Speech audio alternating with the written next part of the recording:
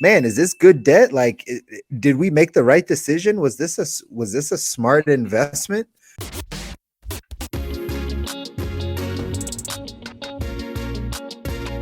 Welcome to the Good Life. What's up, everybody? Welcome back to another episode of the Good Life Visual Audio Podcast. I'm one of your hosts, C. Muzan. I got Coach here in the building. Say what's up, Coach. What up, dude?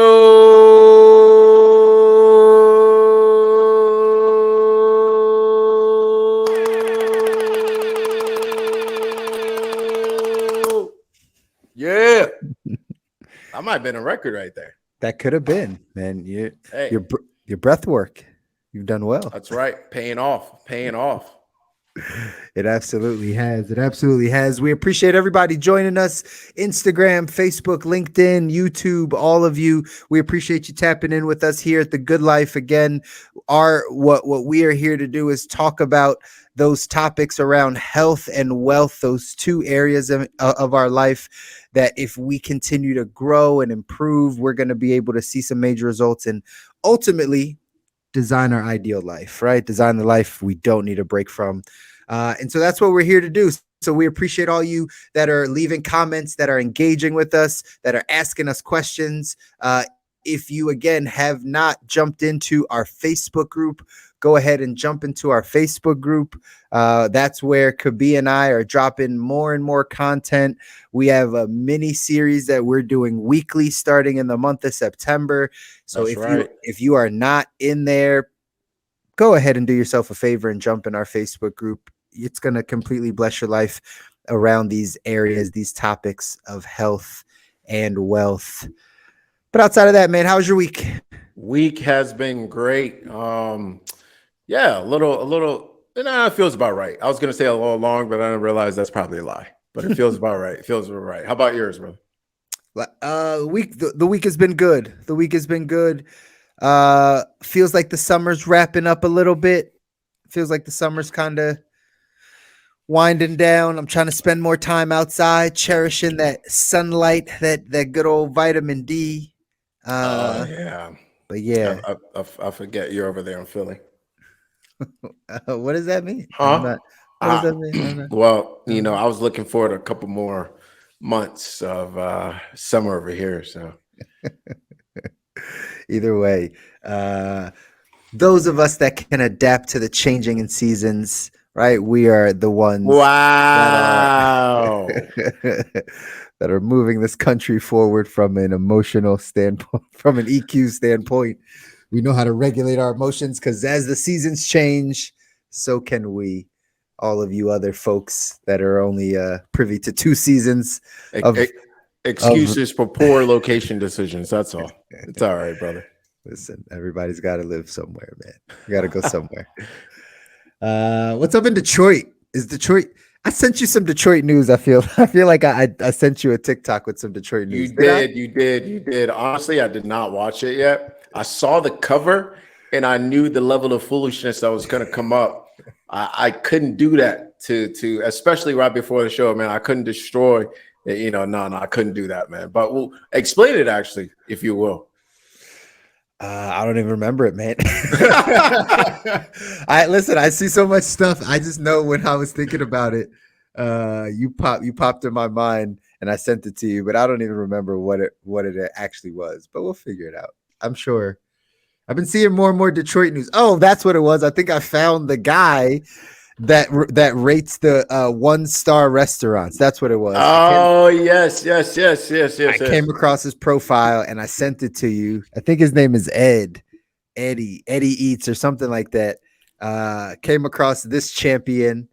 Go ahead and put a clip up here, Ash. I think we did this last week, but let's just give this guy his love, man. No lamb chops, no turkey chops, and no drink. We had another 1-star restaurant in Detroit Wing Spot. We about to see what they hitting on.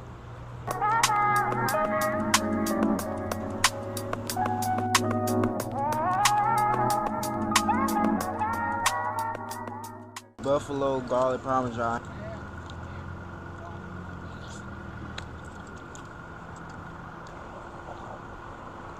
This is actually good. About to get to this honey barbecue. The wings itself don't have a lot of flavor, but the sauce is really good on the buffalo garlic parmesan. We got this macaroni. Look like the last 1-star review I had macaroni. I see why they had 1 star. No! God, please, no! Overall, I mean, wings you can't really mess up. I give them a 2.5 stars. Detroit showing up 1-star ratings. Why go with the flow and only rate the best restaurants when you can go against it and you can push and be different and be special and unique and only rate the worst restaurants out there? Shout out to this guy in Detroit. Fantastic. Yeah. Fantastic. Great idea. I'm sure the execution was on point because he is a Detroit native. And I'm going to watch it right after the show. As you should. But let's dive in. This is the part of our show we call 2x2. 2x2. This is where Coach and myself give you our 2-minute take on a topic that you've possibly heard of or have seen, and you get our 2 minutes on it. So here it is this week. Michael Oher, is that how you say the name? Is it Oher? I think it's or.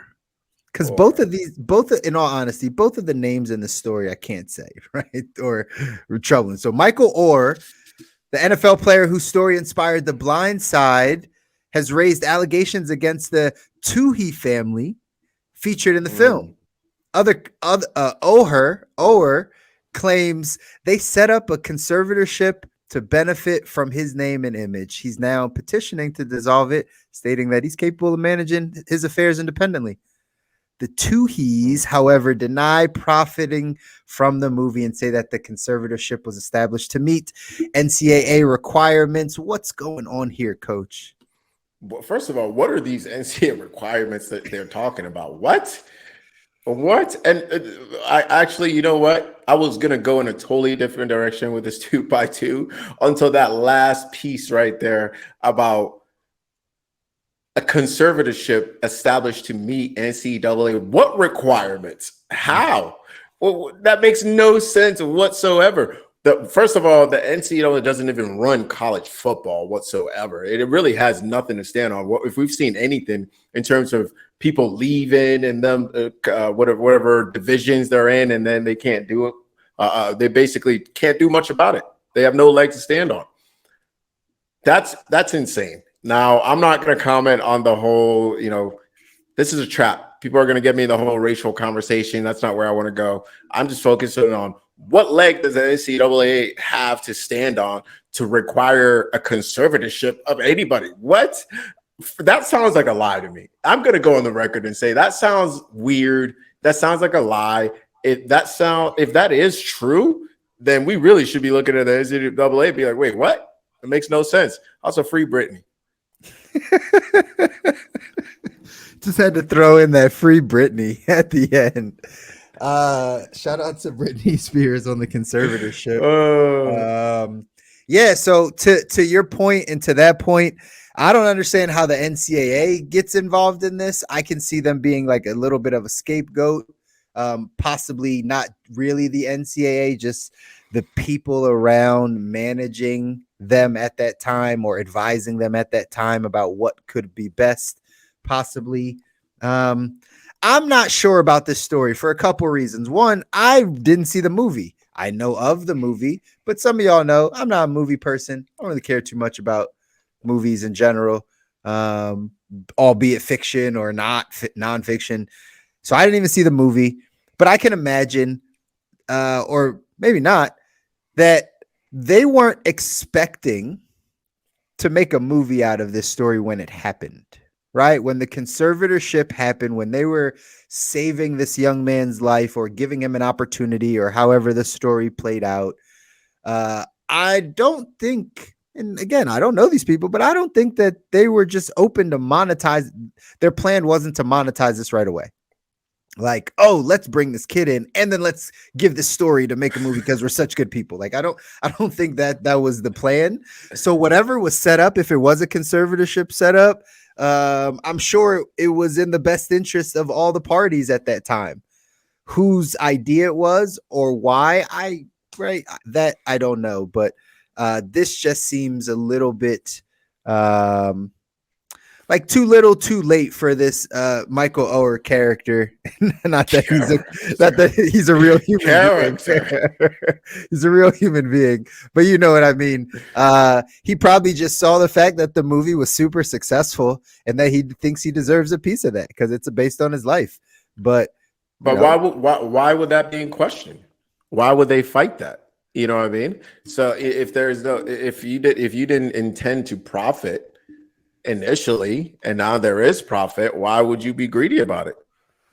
Or I don't know what the situation is. It just seems a little weird to me that there should be even any conversation about a conservatorship at this point in this man's life, right? Why? Like, he can't run his own affairs? That's also true. That's also true, but we don't have the we don't have the details of this conservatorship. We don't have the details of Michael, please have your people contact our people. We need you on the show to explain the situation. And also the Tooheys. Is it the Tooheys? Tooheys. Yeah, the Toohey family. You're also welcome on the show to give your side of the story because we are not journalists. However, we are still responsible reporters and distributors of content. We would love to hear both sides of the story. Both sides of the story. You can have the full hour if you wish. You can have the full hour. We'll go Oprah style. We might even give you the extra 15 minutes. Who knows? But we would appreciate you jumping on, right? Because this is an interesting conversation. Obviously, we don't have all the details. But again, good old saying we have here on The Good Life, follow the money. Follow the money. That's right. Those that are live on Instagram can see right now that I got my Follow the Money shirts on. You know, this is original, by the way. This is not bot.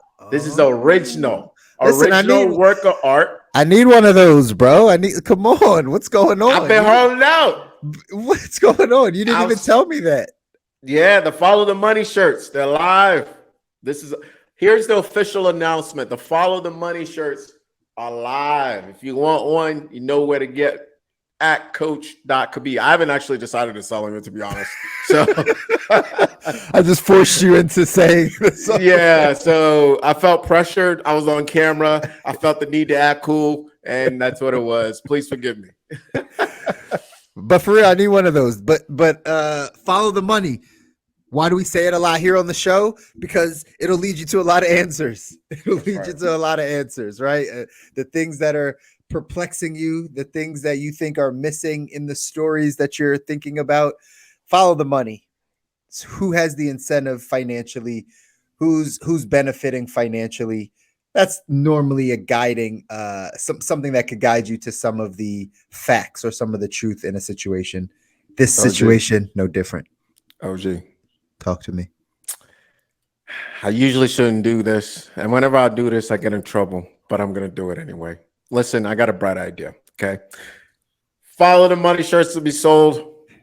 And it's given. We're going to give the proceeds to the JRL Academy. Let's go. Leadership Academy. Let's go. Let's go. Let's go.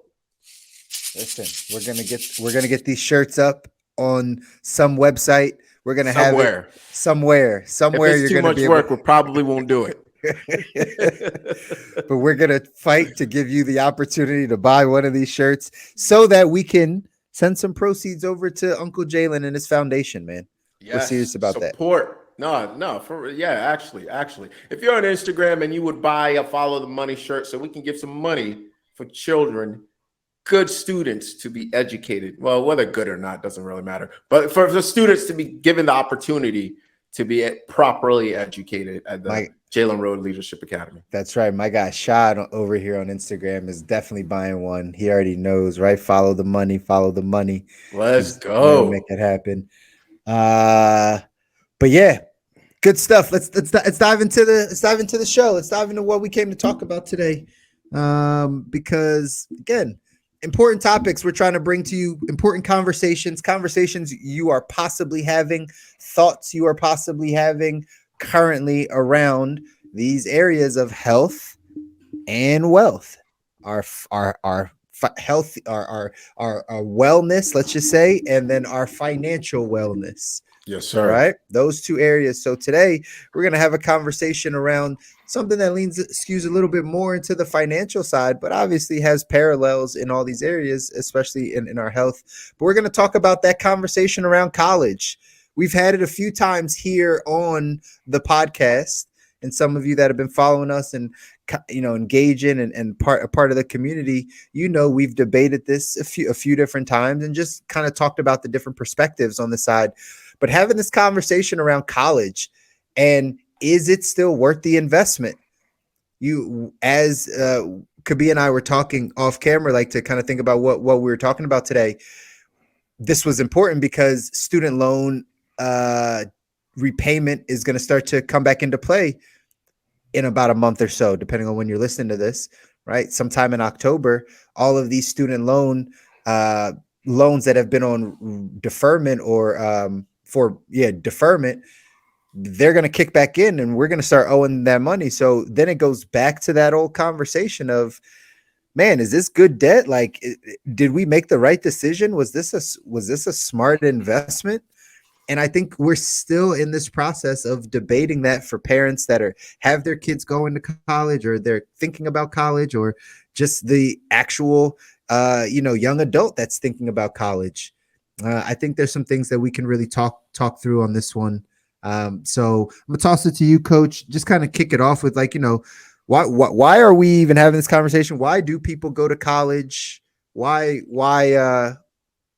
this college stuff about? What's this college stuff about? Well, let me tell you what this college stuff is about. Listen, we need to know what it's about, man. What's all this college malarkey? Malarkey. Oh, man. I think this is a very important conversation. If you have a young, I'm the oldest of 5, I have young siblings. I think this is a conversation I've had with them. This is a conversation that we need to have more publicly. Because I feel like when I was going through the process of figuring out college, I didn't really get this side of the conversation. So what we're doing here, I hope it's not, people don't take it as we're anti-education. No, we're more so examining the pros and cons of the financial, social decision to attend a university. Here in America, to be specific, because it's also different systems in other places. So we're really just talking more specifically about this system and whether it's when is it a good idea and for whom, right? When is it a good idea and for whom, based on our experiences, or I'll say my experience. And of course, Chris can always speak for himself. But I think one of the main things that we look at, right, is in terms of why do people go to college, or why did I choose to go to a 4-year university and then really didn't consider any other options? Because so I'll start there. I think one of them is definitely parental pressure, and also in combination with I think a lot of people miss this the kind of the pressure from the institution itself. Now, if you go to any good high school, any good program in that sense, rankings or whatnot, it matters to them whether or not you end up in college as well. Like, people don't talk about that. To state whether it's, let's consider even the private schools, but even public schools, right? How many of your students end up in a 4-year university is a metric that people look at to determine whether or not this is a good institution to invest in, to send my kid to, etc. Right? I remember thinking about that, but I would say the biggest one for sure, for me at least, was parental preference. Let's call it that, parental preference. My parents, being immigrants, felt like the way to kind of make it in the American system was first and foremost to be well educated, but educated in the sense of like going to a 4-year university and getting a 4-year degree and moving on from there. Was that the same for you? Yeah, very similar. My mom obviously wanted me to go to college. She wasn't a stickler on like what I needed to do though. So there was definitely some parental pressure, but I actually resonate more with the school pressure. Right? I went to a private school, right? Penn Charter here in Philly, outside of Philly. Um, it was really college prep school. So not only does the metric of how many of your students get into college matter, but what colleges they go to matters also, right? So you get to the place of like, we have people that get into the Ivy Leagues, Penn and Yale and Harvard, right? And Dartmouth and right, all of the ones, right? We have those. And those are the places that we want you to go, to the point that my mom recently told me this story a few months back, that like some of you guys know, I went to culinary school, right? And for my smarts, I guess I could have probably made it into other colleges that were not culinary school, right? And done some other things. And because I chose culinary school, the advisors, right, the college counselors or whatever, would call my mom and ask like why I was trying to go to culinary school and not other schools. Like they're like, he could go somewhere, he could go to Penn, he could go to he could go to, and like they just really wanted to try to get me to go in this direction. But instead I was like, no way, like Johnson and Wales University, like no one goes there. Right. So there was even pressure on that side of like, you should even pick like a better college to go to, right? Like not even just going, but you should pick like the best ones or the good ones to go to. So definitely pressures from all different sides. The other thing that I also think is to one of the reasons why a lot of times people are choosing, what I see also is there is a confusion a lot of times around what the next steps are in somebody's life when they're 17 or 18. And if our society is pushing college, higher education, those things, then it could almost be like the default, right? It's not even that like you're pressured to, it's just almost like that's the norm. Like when, I don't know, but like when, 80%, 90% of all of your peer group are applying and going to college, it's almost just like, all right, well, I don't really know what I want to do, but I guess I'll go do this. Right. So I think those are some other reasons why people are really out there choosing college. I think it's a mixture of a lot of those things. Yeah, I think you're spot on. And one thing I'll add from that perspective, and also Dion, is whether it's true or not, it's perceived opportunities, increased opportunities for financial advancement. So it used to be that a man that could be a one income household, usually a man without a college education, could go get a job that will provide enough money for the entire family and they would be fine. Then it became, to do that, you now need to go to, a 4-year university. Now it's almost as if like the 4-year university is like the bare minimum, right? Mm-hmm. Mm-hmm. Or at least that's what we're led to believe, right. That's true. At least I definitely felt like that's the bare minimum. And if you do anything less, like you better have another plan as to how you're going to essentially monetize and take care of yourself and your family.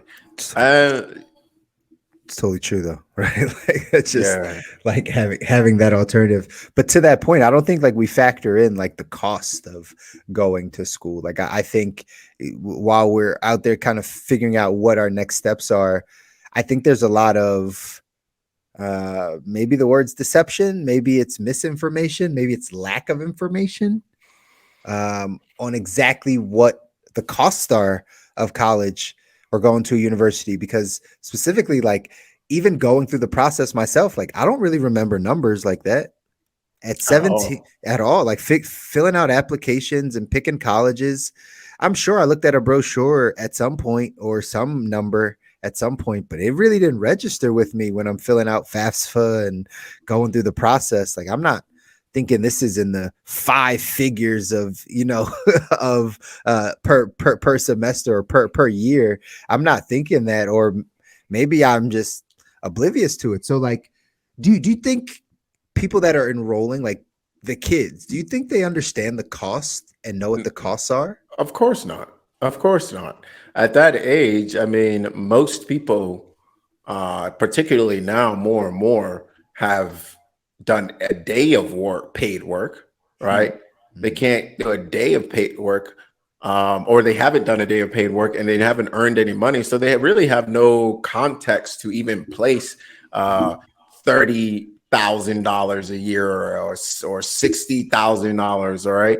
And in a way, now, I know this is tough, but in a way, I think this is analogous to doctors taking advantage of injured patients and overprescribing certain things, from painkillers to other drugs that will get them paid a little bit more, because you're kind of taking advantage of the situation in the sense of like students don't really know, Mhm. right? They don't really have so if their parents aren't educated enough or don't just know enough, haven't had that experience as well, then where are they going to pull that from? So, and also we can't forget this piece of it. I think this is probably the biggest piece right here, is that in conjunction with the government, the college debt situation is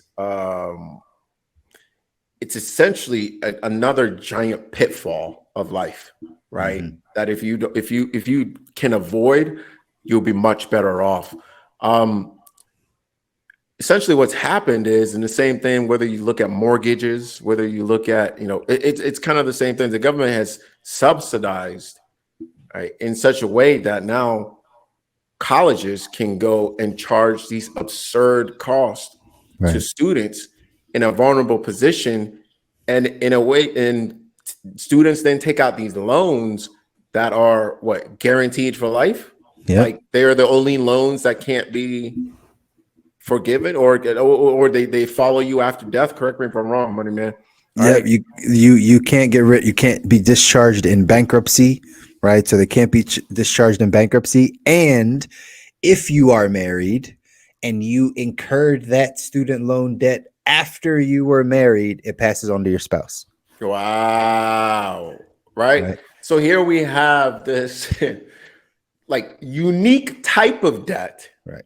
that's being freely charged to a vulnerable population in a vulnerable situation.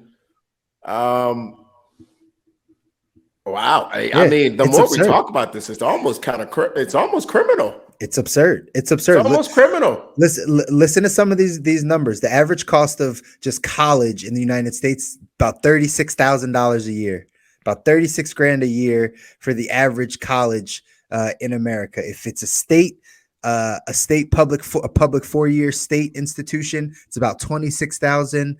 Average private, like nonprofit university, is $55,000 a year. And Right. a lot of colleges that were considered, good and higher are in that 55 plus category. That's right.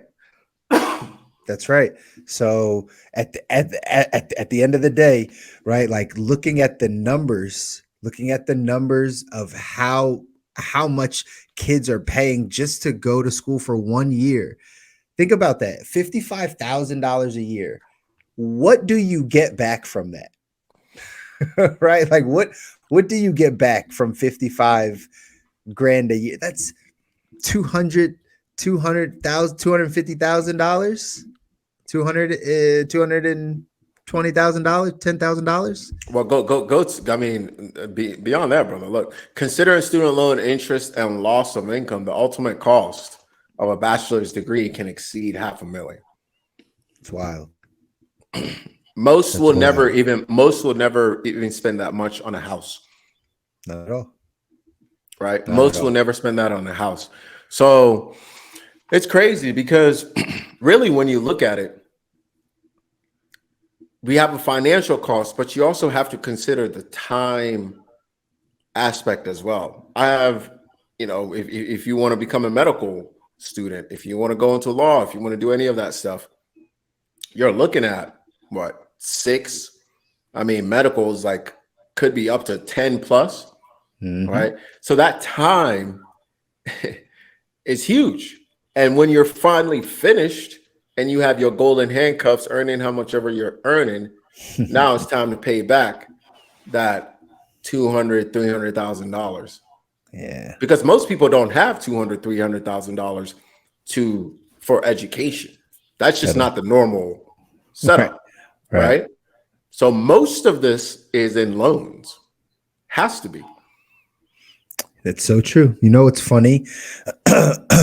I haven't talked about it a ton, but you know, they're going through this whole student loan forgiveness process, and Biden, I think they just approved 39 billion of it to be forgiven over about 800,000 borrowers, right? But when you dive into the details of it, the specific borrowers that are getting forgiven are the ones that have been paying their loans for 20 to 25 years already. It's a joke. It's a joke. It's a joke. Like the only people that are there's 800,000 people in our country that have been paying for their student loans for 20 to 25 years.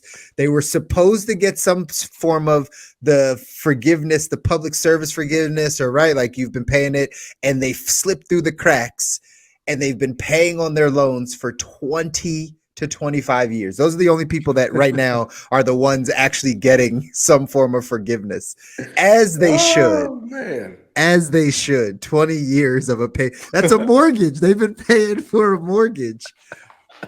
I hope they had some good. I hope it was some good education, man. I hope. Again. Oh man, how great is your income if you haven't been able to pay that off? Look, shout out, yo, listen. Shout out to Aaron. Shout out to Aaron saying he's been paying or in default for 20 years. How wild is this? Wow. Wait, does that mean you fall into that? He falls into that category? He might. Aaron, you might, brother. We might have to have a conversation. Like you might be getting, if you still have if you still have those student loans, you might be in the default. They might be wiping those out potentially. So I don't know. Crazy. We'll get you some details, but again, the cost. If you're going for a 2-year associate, a 4-year bachelor, a 6 years for your master's, 8 years for a PhD, or, you know, we know people on their 2nd, 3rd, 4th masters, right? Like there's people that just keep going back to get them. At some point, you got to be like, hey, what's the cost? Kabir just told you, right? Some time. We just talked about some money, but really you got to evaluate, you know, what is the cost? And the one we can't forget is the one that for some people is a silent killer, right? And that's those bad habits Kanye talked about. And college dropout. That's those bad habits that you now can't fund. All right. Oh man. And the one that's robbed you of your health, robbed you of your finances. All right. That's the one. Hey, listen, as my uncle will say, what's understood don't need to be said. But sometimes it does. Y'all know what I'm talking about. You know what I'm talking about. Yeah. So that's the one, you know, and that's also the one that they don't really tell kids about. They might tell them, hey, don't drink and don't do these things, but like it's something sneak up to the left, sneak up to the right on you, right? The influence in college is high, right? You pick up a lot of things when you're exposed to a lot of things. So even sleeping habits, right? It doesn't even have to be drugs, etc. Even sleeping habits. Yeah.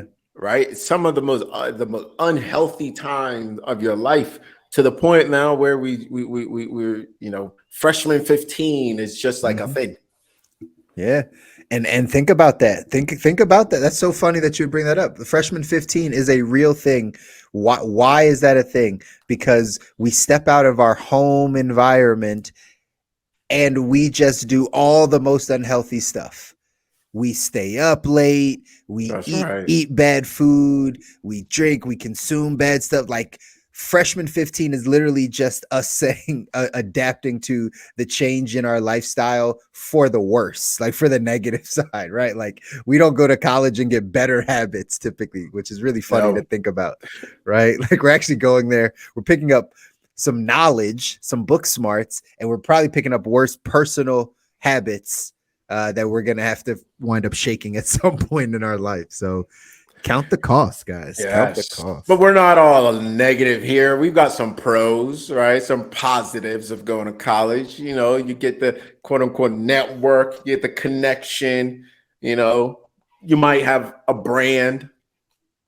Going to Harvard is not the same as going to, you know, state. Let's be real. Yeah. Just Harvard on your Central Michigan. It's not the same. they got a good football team though, don't they? I'm sure, but yeah, I'm just saying. I may have seen them on Netflix show. Oh no, that was the junior college. That was JUCO. Never mind. Yeah, don't give them that much credit. Yeah, it was JUCO. But all that being said, the brand matters. Yeah, like where you go, it does matter. It does matter, and as we know, we've seen it with. Actually, there's another movie on this, right? We've seen parents who will pay for this. They will pay for the brand. All right. Because honestly, sometimes the brand might be the most valuable thing you get there. It might be, or the access to the community, access to whatever else it offers. I'm formulating an opinion here that maybe I probably didn't agree with before I went to college. And that is one that, my parents may have told me, and I may have disagreed with them. If you're not going to medical school, engineering, law, finance, it's probably not worth it. Probably not worth it, right? I mean, let me know if you disagree. I mean, I'm open to correction. I just look at my classmates and friends now, and that's just what I see. Like, some of us would have probably been better off either choosing one of those or taking that 250,000 and starting a business or traveling or doing something else, right? Something totally different. Right. But here's the catch. And this is what I'll throw at you, OG. Here's the catch. They'll give you $250,000 in debt to go to college, but will they give you $250,000 to go start a business? They will not. Oh, why is that? And I think this is a critical point of understanding this entire piece and the decision process that we make. How can I, as a 17-year-old and nothing, get $250,000 in loans to go to college or university? But me, as a 35-year-old college educated individual, can probably not get $250,000 to start a business. And this is hilarious. This is something I talked to my chiropractor about. It was easy to get a loan to go to chiropractic school, and then I came to open up my shop, and nobody would give me a loan. How crazy is that? It's wild. We've been tossing this around for some time. Goes back to the shirt. Just point at your shirt right now. Point at your shirt. Point right at here, it, ladies and gentlemen. Point at it. There we go. Follow the money. Money. That's it. Follow the money. Listen, I have a feeling. I'm sure there's probably research on this. I just haven't dove deep enough into it, but it makes sense. The banks and the student loan companies, albeit private or the government, are all in bed together.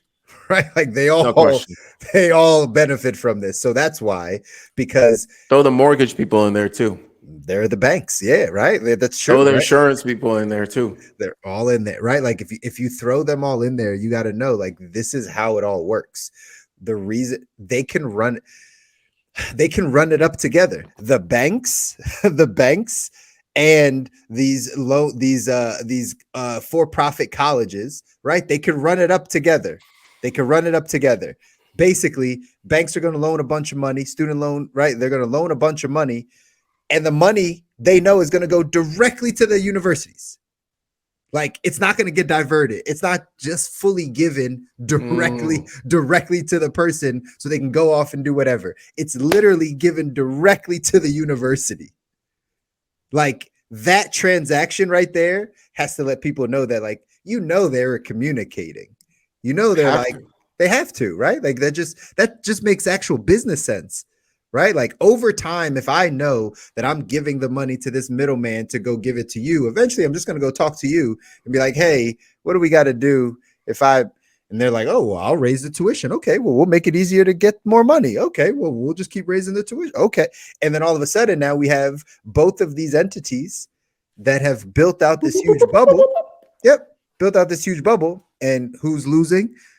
It's the students. The students. Same way the student athletes are losing, right? Right. But this is the interesting piece, OG. I think there's a third player in there that actually takes this to a whole new level. And that's the government. Yeah. Right.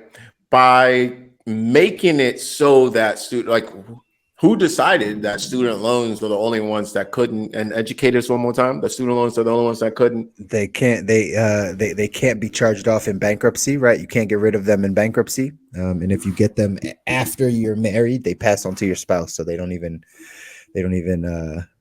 go away when you die. Crazy. Why? And also why I believe they're I forget the term here. You can help us.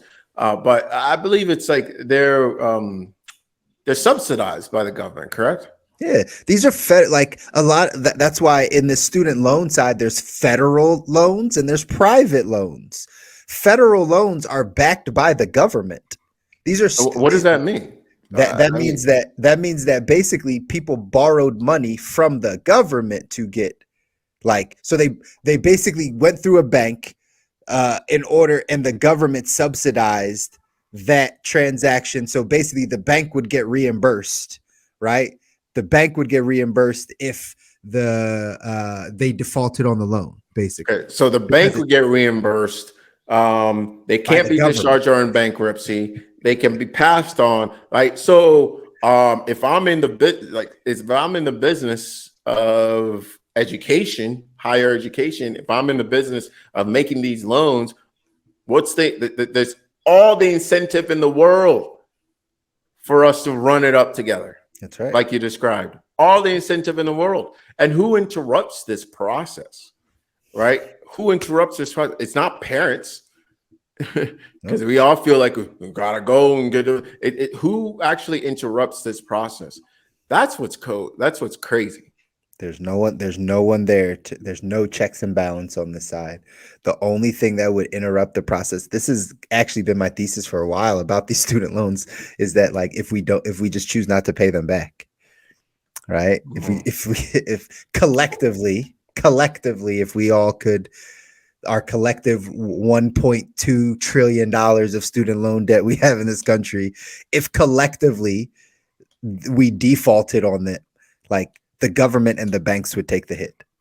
Yeah. And you know what's interesting? That I feel like those that really understand the situation know that will never happen. Exactly. However, our own government is in a very similar situation, and they can make that happen. They can choose to just not pay it back. Right? How crazy is that? But it is crazy that they're in that position. But again, they know that that's not going to be the answer either, right? They can't go that direction, because that also affects the balance sheets of all these entities as well, right? Of just, we can't just wipe this away. Right. So as a result, what's happening right now is what's happening right now. And this may go over. This is probably going over a lot of people's heads, but that's all right. This is for the true fans out there, right? It's the deep cuts. This is deep cuts, right? As a result, this is what's happening right here, is that we are absolutely just blowing up in inflation, because there's really no other way forward. That's right. Yeah, that's deep cuts, ladies and gentlemen. If you rock with that, you're rocking with that. If you're not, that's all right. That's all right. You'll catch up when you catch up. Outside of all this college stuff, man, what's the alternative? I wish as a student somebody had told me, there are alternatives. Now, I think the tricky thing is we're looking at, you go to college, you have all of this fun, you do all of this stuff that, quite frankly, is pretty appealing to young people and have been made appealing to young people. And you get that funded by the government, essentially, right? I'm not gonna lie, that sounds pretty appealing, right? So I don't think anything we say today is going to shift anything. It might hopefully get to one or two curious young individuals who they themselves will see what's going on and divert from this pitfall in life, both in terms of make a more educated decision, because nobody else is talking about this. But you could, if you have access to any portion of that money, right, or can find a job, etc. I think traveling, right, fantastic option. I know a lot of or some students will go somewhere and work for a period of time to gain experience. This is dead, but I've always spoken about this in terms of apprenticeships, right? We really bringing back not internships where you go sit there and not do anything, but apprenticeship where you actually get on the job experience. Like on the job experience is dead, right? And this is one of the biggest issues about college is you come out of college and everybody that's hiring is looking for people with experience, and you can't get experience. So you coming out of college, honestly, this is a very well-known thing. It's one of the most depressing things in the world. Why is that? You have this all of a sudden, this utopia world that was created has been snatched, and then your options to integrate with the real world are very limited, right? And it's a very jarring integration. That's right. Oh man, it's a tough situation, man. It's a tough situation. It is. Hopefully you can find an apprenticeship. Listen, it is. That apprenticeship is huge, and I don't know if we're past the point of, like, we would have to literally change the mindsets of this next generation of the youth. I don't even know what generation we're on.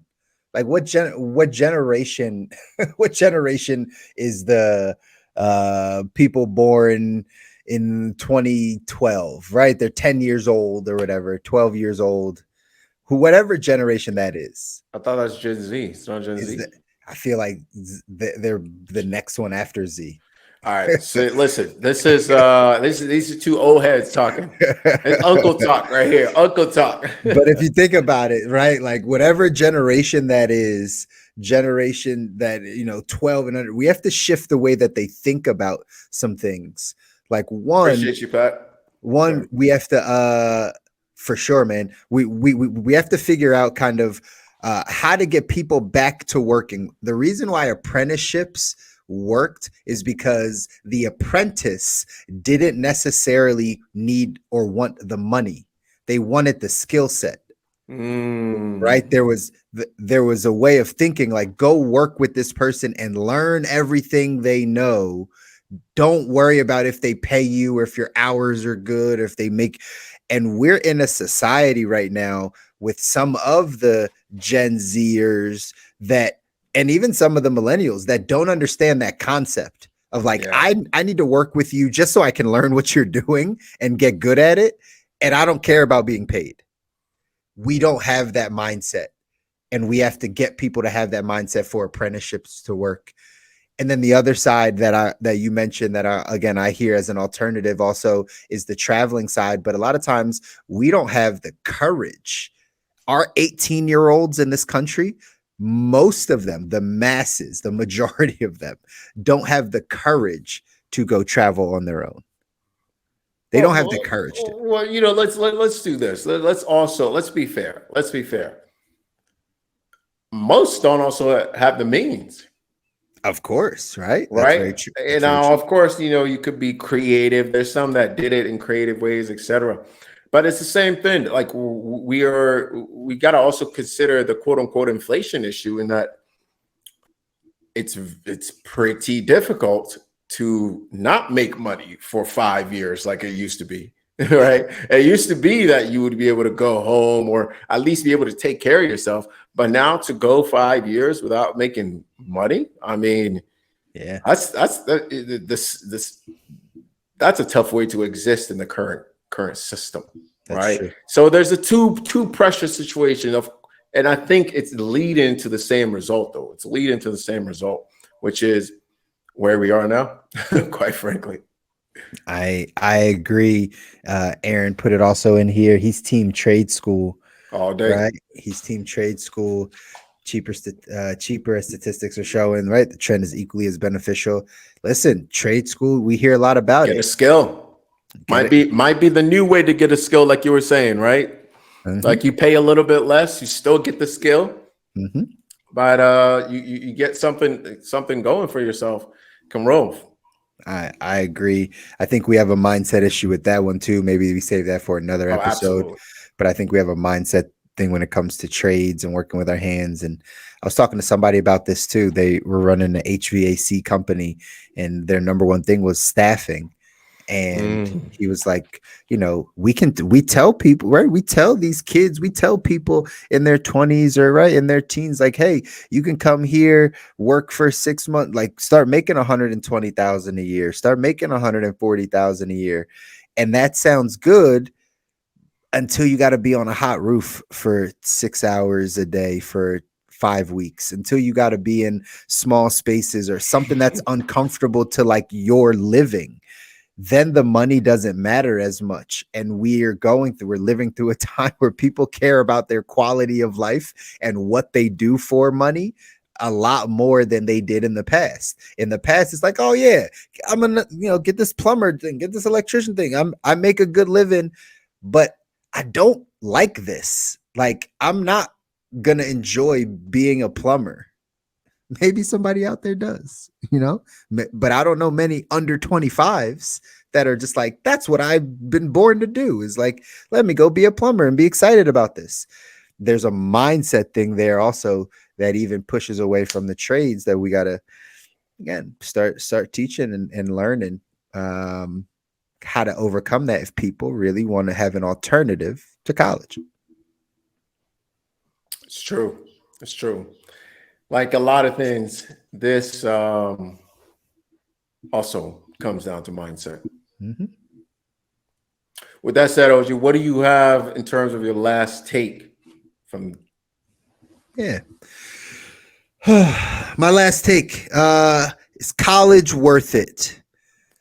When I put these numbers together, when I count up all the costs, when I take a listen to these conversations, when I think back to my own college experience, right? Again, I'm associates in culinary arts, bachelor's food service management.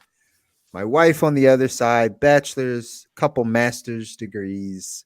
So we understand the process. We get it, and we've gone through it. And yeah, we still got student loans, right? Like, we've kicked those down the road too, right? Like, it's just like everybody else. And when you count up the cost and you weigh the benefits and all the stuff, it doesn't seem worth it. It doesn't seem worth it, especially in a 2023 setting. Yes, Art, I'm also a father, right? So, right, all these things come into play. But 2023, I don't think the numbers pan out. I don't think that average cost of college of $36,000 a year or whatever it is, you times that by 4 to go to a 4-year college, right? You're talking $150,000 over 4 years. The question is, could that $150,000 be deployed to help our youth, our child, our 18-year-old become more successful in that same 4-year period, set them up better in that same 4-year period than it would going to an institution? My answer to that is going to be a resounding yes. Like, I just think that money could be better spent somewhere else, with the caveat of what you said, right? Finance, engineering, law, medicine. Outside of those, college ain't worth it. That's my take. It's not a bad take. I will say, like most things in life, it depends. All right. So I can't say yes or no because it really depends. What degree is it that you're pursuing? Do you have a clear picture as to what it is that you want to do with it?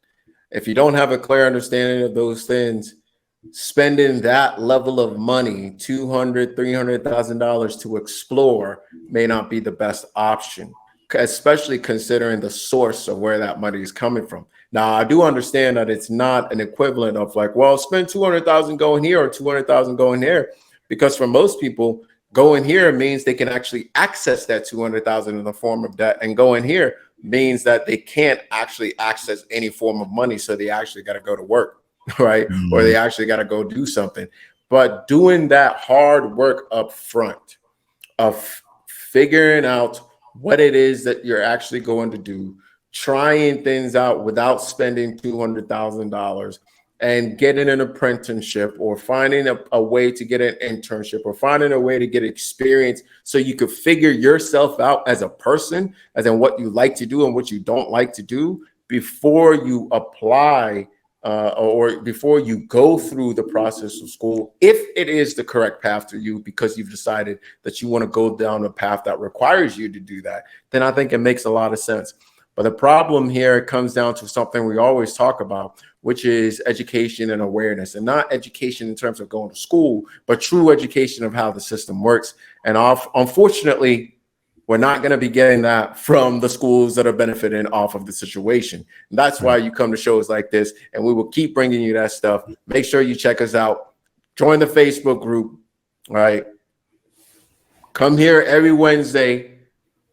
Subscribe to the YouTube channel. All right. You like the pauses right there, right? Subscribe to the YouTube channel. And we'll keep bringing this stuff up because honestly, we need to talk about this more. Not enough people are having this conversation. Send this to a young person who's in the process of deciding or going through this process, and maybe it'll cause them to at least be a little bit more awake than we were when we were going through that process. That's right. That's right. All we want is the awareness. Just be a little bit more aware. Look at the numbers, scrutinize it a little bit more critical thinking before you make that decision. Because despite what your college counselor, the government, your parents, anyone says, it is a big decision to take on a few $100,000 in debt to get an education. That's it. To get a degree, but you may not be educated. All right. Touche. Thank you for your time. Until next time. Peace. Thank you for tuning in to another episode of The Good Life. If you enjoy this episode, please take a moment to subscribe and like our channel. If you have any feedback or suggestions for future episodes, please leave us a comment down below. If you're listening to the podcast audio version, we appreciate you just as much. Thank you for tuning into The Good Life Show. We believe that everyone has the potential to live their best life, and we hope our show helps you get that one step closer to achieving your goal. If you know someone who would benefit from our show, please share it with them, and thank you for your continued support. That's it for another week's episode here on The Good Life. We'll see you next week for another inspiring conversation.